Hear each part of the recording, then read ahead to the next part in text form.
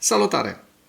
În timp ce în Europa se pregătește o întâlnire la cel mai înalt nivel a șefilor statelor, la orele 16, la care va participa și președintele României, Nicușor Dan, am văzut că Zelenski deja a dat un comunicat, a făcut un comunicat de presă prin care a anunțat că nu este de acord cu predarea totală a Donetskului, a regiunii pe care Putin ar vrea să o ocupe, și este lesne de înțeles de ce acest lucru nu este acceptabil pentru ucraineni și pentru președintele Zelenski, din două motive. Primul, pentru că are o linie foarte importantă de fortificații, cele trei orașe și o linie de 50 de kilometri de fortificații.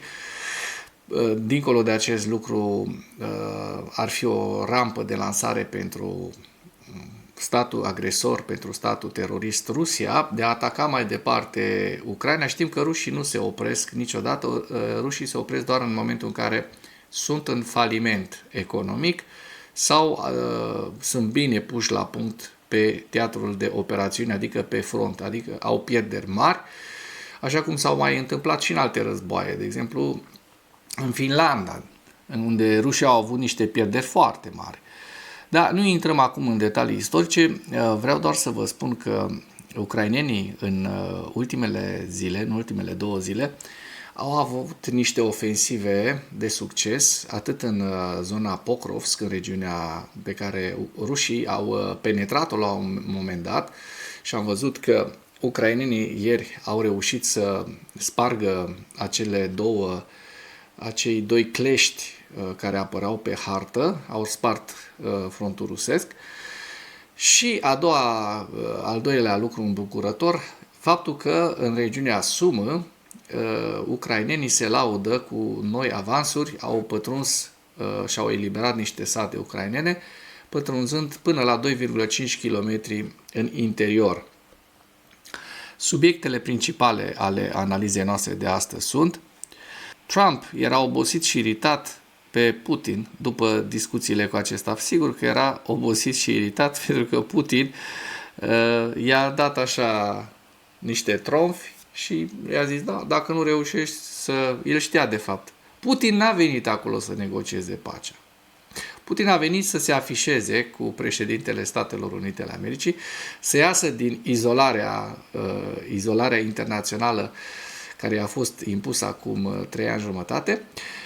A venit să mai arunce niște chiftele, niște chifle pentru proștii propagandei, care acum sună cu surle și trâmbițe la Moscova, că Europa a fost înjosită de către Trump și Putin la această întâlnire. Ei bine, vom vedea cât de mult a fost Europa înjosită de Trump și Putin, pentru că, din câte știu, Zelenski urmează să se întâlnească cât mai curând cu Trump, iar liderii europeni acum la ora 4, la orele 16 după amiaza de duminică, se întrunesc pentru a discuta care sunt următoarele mișcări care trebuie făcute pentru a ajuta Ucraina să se apere de acest agresor care visează să refacă Imperiul Sovietic.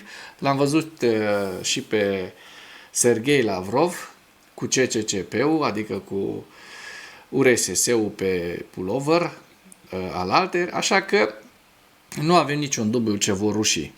Dar rușii pot fi opriți, au mai fost opriți și de țări mai mici și în momente ale istoriei în care s-a prăbușit economia rusească, și acum mai este un moment în care se poate prăbuși economia rusească dacă prețul petrolului scade sub 40 sau se menține în jurul cifrei de 40 și un pic de dolari pe baril. Reuters spune: Zelenski respinge cererea lui Putin de a renunța la întreaga regiune Donetsk. Așa cum vă spuneam, agențiile media publică cererile lui Putin de a pune capăt războiului pe care acesta i le-a transmis lui Trump. Au fost descoperite documente cu planuri întâlnirii Trump-Putin într-un hotel din Alaska. Foarte interesant să vedem ce conțineau acele documente. De asemenea, Fox News publică scrisoarea de pace a Melaniei Trump către Putin.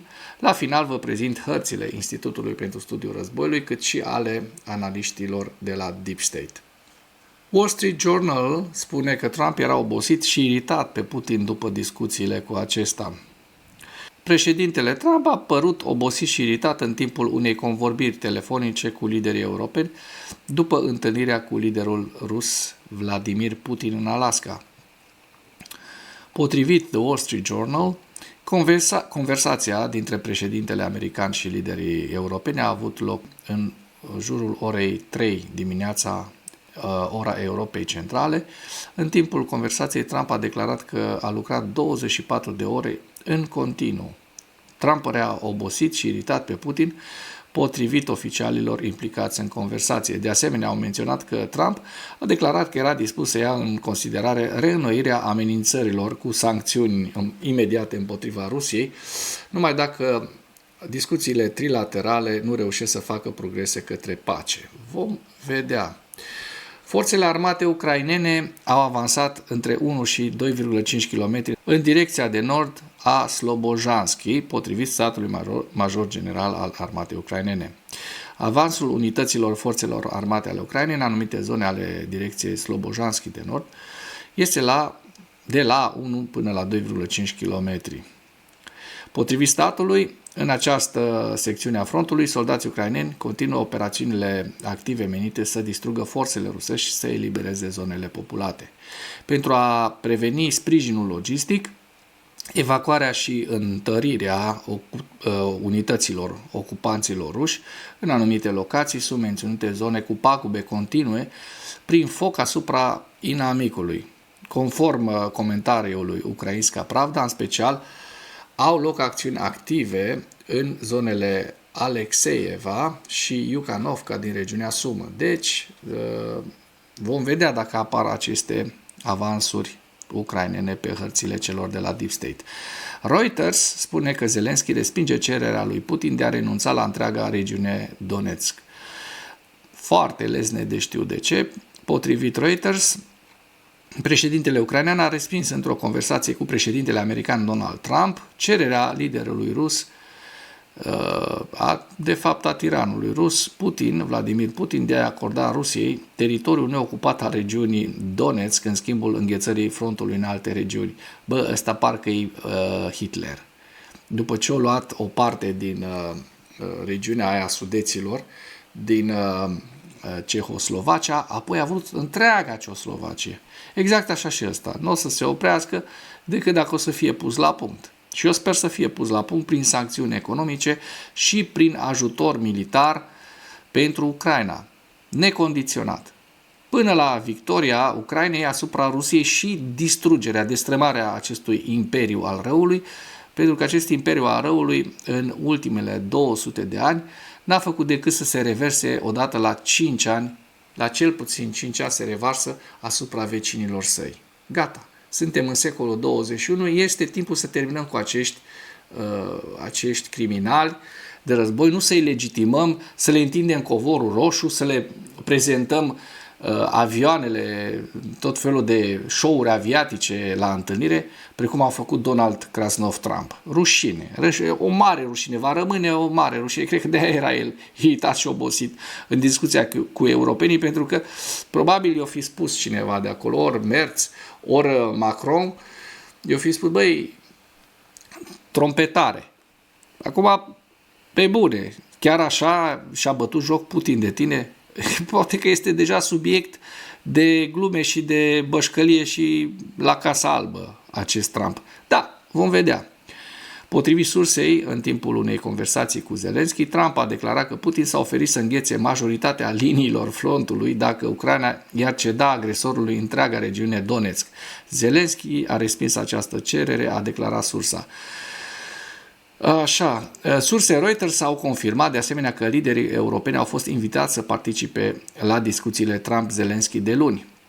Adică mâine se vor întâlni Trump cu Zelensky și niște lideri europeni. Să vedem cine va fi trimis, probabil cancelarul Germaniei, probabil Starmer, premierul britanic, și eu zic că ar fi bun încă doi, cel puțin Macron și Meloni, premiera Italiei, Giorgia Meloni. Există o chimie între Donald Trump și Giorgia Meloni, există o chimie inclusiv cu președintele Macron, așa că ăștia patru, dacă ar merge acolo, cel puțin ăștia patru ar face treabă bună, zic eu. Agențiile media publică cererile lui Putin de a pune capăt războiului pe care acesta i le-a exprimat lui Trump, i le-a transmis lui Trump. Reuters a publicat cererile de încetare a focului pe care liderul Kremlinului Putin le-a formulat în Alaska în timpul unei întâlniri cu președintele Trump. Potrivit surselor agenției, Rusia va renunța la mici teritorii ocupate de Ucraina, iar Kievul va renunța la o parte din teritoriile sale estice pe care Moscova nu a putut să le cucerească, conform propunerilor de pace discutate de Putin și Trump la summitul din Alaska. Aceste informații au apărut a doua zi după întâlnirea dintre Trump și Putin la o bază aeriană din Alaska. Două persoane care au vorbit sub condiția anonimatului pentru a discuta subiecte sensibile au declarat că informațiile lor despre propunerile lui Putin se bazează în mare parte pe discuții între liderii din Europa, Statele Unite și Ucraina și au remarcat că acestea nu sunt complete. Documente cu planul întâlnirii Trump-Putin găsite într-un hotel din Alaska. Bine că nu în toaleta în care s-a dus Putin să se macheze, să-și macheze botoxul. Deci mi se pare ăștia doi, uitați-vă la ei. Unul este papagalul portocaliu. Deci uitați-vă ce portocaliu este Trump și uitați-vă ce plin de botox, botoxelul îi se spune. Ucrainenii îl numesc pe Putin botoxelul. Botoxelul și cu papagalul portocaliu s-au întâlnit să facă treabă bună, din care botoxelul a câștigat. Putin a dat palmă la un căcat, ăsta e adevărul. Hai să nu ne mai ascundem după degete, de-aia era și supărat și iritat pe Putin, pentru că Putin l-a făcut. Micuțul botoxel l-a făcut pe papagalul portocaliu. De acum să vedem cum o să meargă treaba, cine, care pe care va fi, dar eu zic că Putin nu o să rămână, la cum îl știm de ranchiunos pe Trump, Putin nu o să rămână nepedepsit după acest episod. Documente marcate de Departamentul de Stat al SUA despre detaliile pregătirilor pentru întâlnirea delegațiilor americană și rusă din data de 15 august au fost găsite în imprimata hotelului Captain Cook din Anchorage, Alaska. Vă dați seama ce servicii de intelligence au și ăștia. În jurul orei de 9 dimineața de vineri, ora Statelor Unite, înainte de întâlnirea dintre președintele Trump și liderul rus, Vladimir Putin, 3 oaspeți ai hotelului de 4 stele Captain Cook, situat la 20 de minute de baza comună Elmendorf-Richardson din Anchorage, unde se întâlneau liderii americani și rusi, au găsit documente lăsate într-una din imprimantele publice ale hotelului.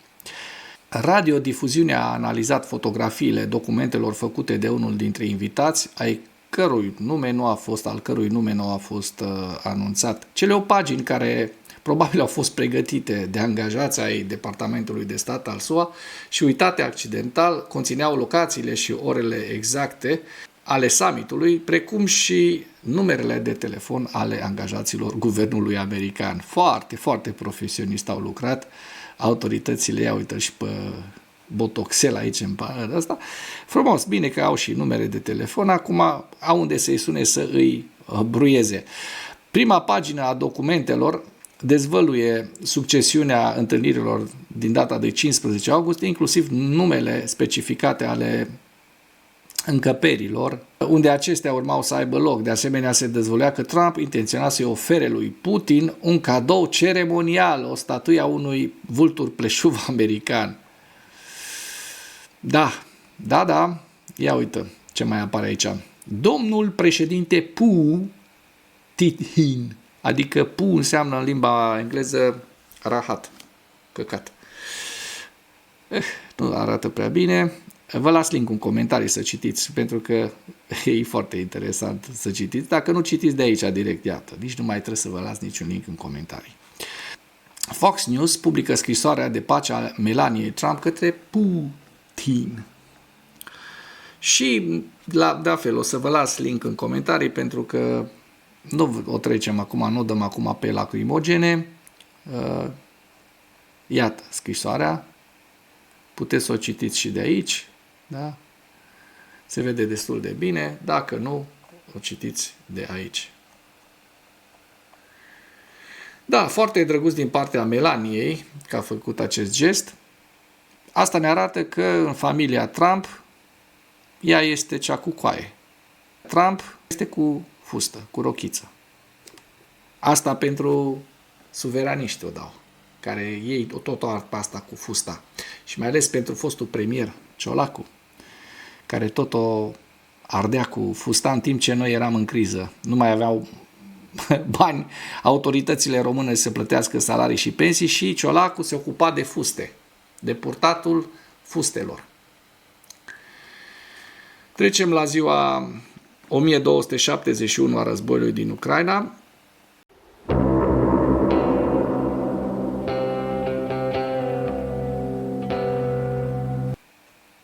Și vedem că rușii au pierdut în ultimele 24 de ore, la data de 17 august, 900 de militari, 4 tancuri, 8 vehicule blindate de luptă, 49 de piese de artilerie, un lansator de rachete și un mijloc de apărare antiaeriană. Lista cu pierderile rusești o găsiți în această imagine. Și acum trecem la hărțile Deep State să vedem dacă au fost, da, iată pe data de 16 deja sunt publicate hărțile Deep State. Vedem că în partea de sud, în regiunea Herson și în Zaporojie, n-au existat modificări ale fronturilor în ultimele 24 de ore. De asemenea, în zona Pokrovsk rămâne în continuare avansul, contraofensiva sau contraatacul ucrainean din această zonă. Vedem foarte bine că a rămas încă din data de 14 spre 15, 15 spre 16, a rămas această străpungere ucraineană undeva la 30 de kilometri pătrați. Vedem că și rușii au reușit să ocupe o suprafață destul de mică, de aproximativ 2 km pătrați. Nu este vorba despre nicio localitate, este vorba de un teren arabil la nord-vest de Popiv Iar. Iar dacă mergem mai departe către Ceasov Iar sau Kupiansk, înspre Kupiansk vedem că rușii au reușit să un nou avans. Nu este un avans mic, este un avans undeva la, eu le estimez, la aproximativ 15 km pătrați. Deci, la sud de Kupiansk, aici este Kupianskul, da? Rușii au reușit această ofensivă și controlează acum Zelenihai, așa cum se poate vedea din această imagine. Da? Zelenihai ocupat de către ruși și la vest de Lozova. În zona Kupianskului vedem că lucrurile, spre Kupiansk, în zona Kupianskului v-am prezentat acest avans rusesc. Vedem că la Vovchansk lucrurile sunt stabile și să vedem dacă apar pe hărțile celor de la Deep State acest avans de care vorbea statul major general al armatei ucrainene. Și așa cum se poate vedea în această imagine, nu apare niciun avans, așa că vom mai aștepta actualizări. Să vedem dacă există sau nu există un avans ucrainean în această zonă. Hai să vedem dacă măcar pe hărțile celor de la Institutul pentru Studiul Războiului apar aceste avansuri ucrainene. Intrăm în evaluarea campaniei ofensive rusești la data de 16 august, în viziunea Institutului pentru Studiul Războiului cu principalele știri. Diversi oficiali americani au indicat că președintele Putin ar putea fi dispus să facă compromisuri în ceea ce privește unele cereri de încetare a războiului, însă propriile declarații ale lui Putin și declarațiile oficiale ruse contrazic aceste afirmații. Nu este clar ce a oferit Putin în întâlnirea sa cu Trump, în afara de a reitera cererea sa pentru regiunea Donetsk și de a oferi un armistițiu limitat, fără un termen stabilit, în regiunile Zaporozhye și Herson. Cererea lui Putin pentru întreaga regiune Donetsk este cea mai clară și consistentă cerere care a rezultat în urma summitului din Alaska. Forțele ucrainene nu ar putea efectua o retragere sigură și ordonată din regiunea Donetsk, neocupată, conform cererii lui Putin, fără un armistițiu complet pe întregul teatru de operațiuni. Vedem și ceea ce cere Putin, da, întreaga regiune Donetsk, cu această salbă de 3 orașe, unde este și linia de fortificații Sloviansk, Kramatorsk și Kostiantinivka. Da? Institutul continuă să evalueze că o potențială retragere a Ucrainei din regiunea Donetsk ar degrada capacitățile defensive ale Ucrainei și baza industrială de apărare ucrainene și ar pune sute de mii de civili ucraineni sub ocupație rusă. Ucraina ar avea nevoie de garanții robuste de securitate internațională și de desfășurarea imediată a unui contingent internațional de menținere a păcii pentru a descuraja viitoarele agresiuni rusești. Cucerirea restului regiunii Donetsk ar fi probabil un efort dificil de ani de zile, da, pentru Putin, cu pierderi foarte mari, pentru forțele ruse, mai degrabă decât un efort rapid, așa cum Putin intenționează probabil să prezinte, deoarece forțele ruse rămân incapabile să obțină avansuri semnificative din punct de vedere operațional sau să avanseze mai repede decât ritmul acesta la pas. Deci nu au cum să avanseze cu unități mecanizate în acea zonă. Forțele ruse nu au în prezent mijloace de a învălui, penetra sau cuceri rapid centura fortăreață a Ucrainei sau restul regiunii Donetsk neocupate, lucru pe care Putin l-a cerut ca o condiție prealabilă pentru un armistițiu fără concesii comparabile din partea Rusiei. Respingerea de către Putin a unui armistițiu complet în Ucraina și ofensivele rusești în curs de desfășurare în regiunea Harkiv și Sumi indică faptul că Putin intenționează să continue războiul în Ucraina în timp ce negocierile de pace sunt în desfășurare, un punct salutat de către vicepreședintele Consiliului de Securitate al Rusiei, alcoolicul de serviciu Dmitri Medvedev. Kremlinul ar fi instruit instituțiile media ruse să prezinte summitul din Alaska ca pe o întâlnire între două superputeri și să pregătească societatea rusă pentru posibilitatea unui război prelungit în Ucraina. Oficialii ruși continuă campaniile retorice menite să submineze suveranitatea Ucrainei și negocierile de pace și să legitimeze războiul Rusiei în Ucraina. Forțele ucrainene au curățat probabil mai multe așezări din zona de penetrare rusească la nord-est de Dobropilea și avem aici această informație, vă las și link în comentarii. Imaginile geolocalizate publicate pe 15 august arată cum forțele ucrainene curăță poziții rusești sau iau prizonieri de război. Vi le-am prezentat și în materialul de ieri. Vedem zona Pokrovskului, în această zonă în care ucrainenii au reușit să curețe forțele rusești, să taie ofensiva rusească către Dobropilea. Bun, și acum trecem la hărțile Institutului la data de 16 august. Vedem că vorbim de regiunea Sumă, da?